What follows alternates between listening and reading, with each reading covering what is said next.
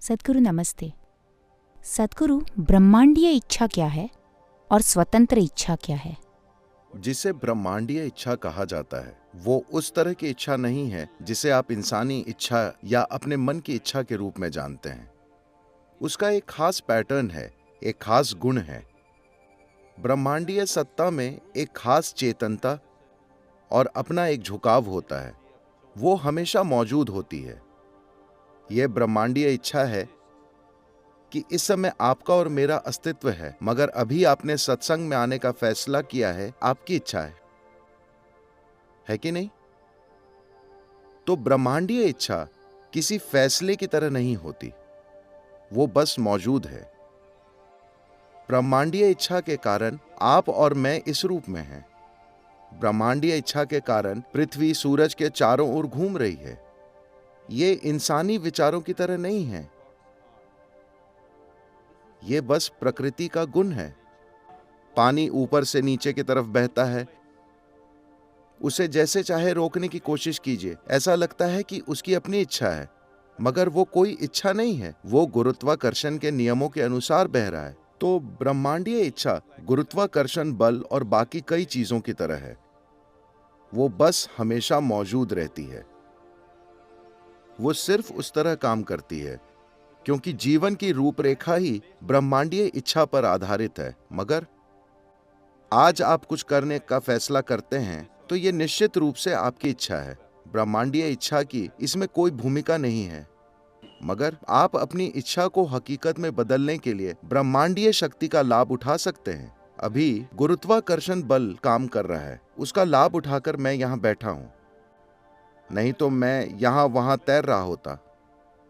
हाँ, मुझे यहाँ ठहरने के लिए एक सहारे की जरूरत होती। गुरुत्वाकर्षण के कारण मैं यहाँ बैठने का आनंद ले रहा हूं। Otherwise, इसी गुरुत्वाकर्षण का इस्तेमाल करके मैं नाच भी सकता हूं, वो मेरी इच्छा है। बैठना मेरी इच्छा है, नाचना मेरी इच्छा है। अगर मैं चाहूं तो नीचे कूद सकता हूं, वो भी मेरी इच्छा है। मगर ये सब चीजें गुरुत्वाकर्षण के बिना नहीं हो सकती। इसे समझने के लिए शायद ये सबसे नजदीकी उपमा है। तो ब्रह्मांडीय इच्छा हमेशा सक्रिय रहती है। हम अपने जीवन के हर पल में इसका आनंद ले रहे हैं या कभी कभी उसे झेल रहे हैं। गुरुत्वाकर्षण आपको नचा सकता है, वो आपको गिरा भी सकता है अगर आप इसके साथ तालमेल में नहीं हैं। यहीं आपकी इच्छा की भूमिका आती है। आपकी इच्छा फैसला करती है और वो ब्रह्मांडीय इच्छा का लाभ उठा सकती है। उसके बिना आपकी इच्छा का अस्तित्व ही नहीं होगा। यह ब्रह्मांडीय इच्छा है कि आपकी एक इच्छा होनी चाहिए, मगर अपने जीवन में अपनी इच्छा के माध्यम से तृप्ति लाने की कोशिश ना करें, क्योंकि आपकी इच्छा अक्सर एक विचार से मजबूत होती है और आपका विचार मूल रूप से इकट्ठा की हुई चीज है। आपने अपना विचार अपने आसपास से इकट्ठा किया है। आपने जो जानकारियां इकट्ठा की हैं, आप उन्हें अनेक तरीकों से घुमा घुमाकर उनमें फेरबदल कर रहे हैं। अपनी इच्छा शक्ति से कुछ करना सिर्फ छोटे मोटे लक्ष्यों के लिए ठीक है। आज सुबह अगर आप 5 बजे उठना चाहते हैं तो आपकी इच्छा शक्ति काम करेगी या अलार्म घड़ी की शक्ति? अगर अलार्म बजता भी है तो भी बिस्तर से निकलने के लिए आपको एक इच्छा शक्ति की जरूरत होगी।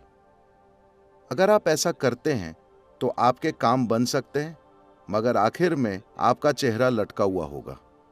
इसे इच्छा शक्ति से करने की बजाय भक्ति से कीजिए, प्रेम से कीजिए। अब मुझे 5 बजे उठना है क्योंकि कुछ ऐसा है जो मैं वाकई करना चाहता हूं।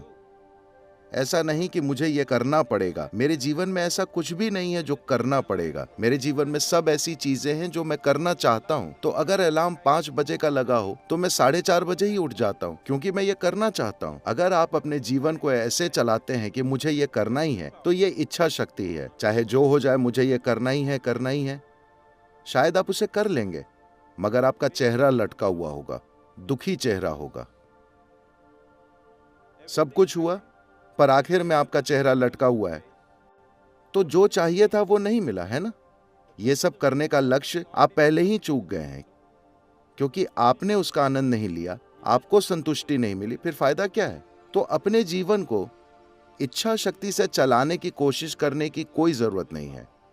कभी कभार छोटी मोटी चीजें, कई बार जब आपका बदन दुख रहा हो, उस दिन खुद को थोड़ा धक्का देने के लिए इच्छा शक्ति की जरूरत पड़ेगी। मगर जीवन प्रक्रिया को इच्छा शक्ति से चलाने की कोशिश ना करें, क्योंकि फिर आप एक लटका हुआ सफल चेहरा बन जाएंगे। पेट में छाले, झोले में कामयाबी, चेहरा इतना लटका हुआ कि कोई देखना ना चाहे, या आपकी टुड्डी हैदराबाद की सड़कों से रगड़ खा रही होगी। ये अच्छा नहीं है, क्योंकि मेरे पास तो दाढ़ी है, आप क्या करेंगे?